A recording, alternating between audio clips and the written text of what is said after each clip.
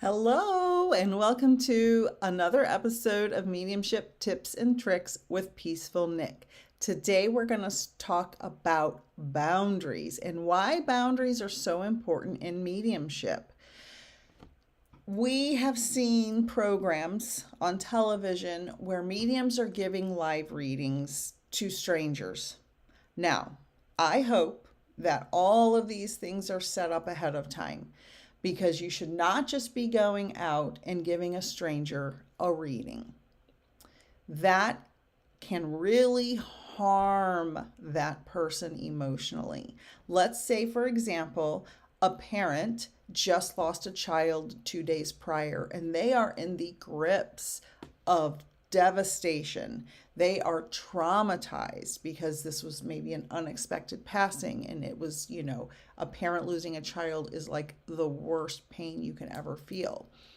And a medium off the street just walks up to them and starts to give them a message. Well, that message can do more harm than good.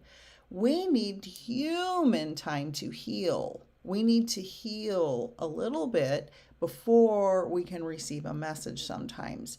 So you want to have boundaries around that. You also want to have boundaries around letting spirits just come in anytime. You don't want spirits just coming in willy-nilly anytime, talking to you 24 hours a day. We are not meant to channel mediumship information 24/7. We are meant to have a human life as well.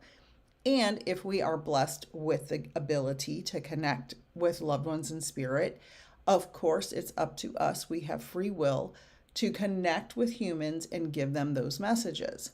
But we have to have boundaries. We have to have boundaries so we don't harm them. We have to have boundaries so we don't harm ourselves by wearing ourselves out by giving messages. And we also just can't be having them interrupt our daily life. We need to get things done in this world. We can't just be letting them come in any time of day, any time of night, interrupting the flow of our life. What if it's Christmas Day and all of our family is there and spirits start talking to you and you feel compelled to go to the neighbor's house and interrupt their holiday celebration? You don't want to do that. You want to give spirit a time when they can come in and connect with you. For example, this is my office. This is where I do all of my readings. Spirit knows when I'm in this space, this is where I'm going to do readings. Not to come to me in the middle of the night, which sometimes they do break through, but I put a strict boundary up so they stop doing that.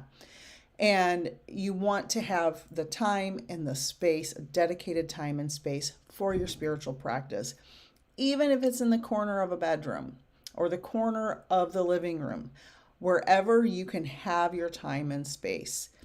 I used to live in a very small apartment in the Bay Area, and I used to have my office in the very corner of my bedroom because that was the only place I had. Luckily, I'm blessed enough now to have an entire office space in my home. So, discipline, boundaries.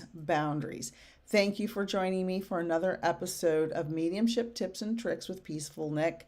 Like, share, and subscribe. All the information you need is below. If you have any questions, let me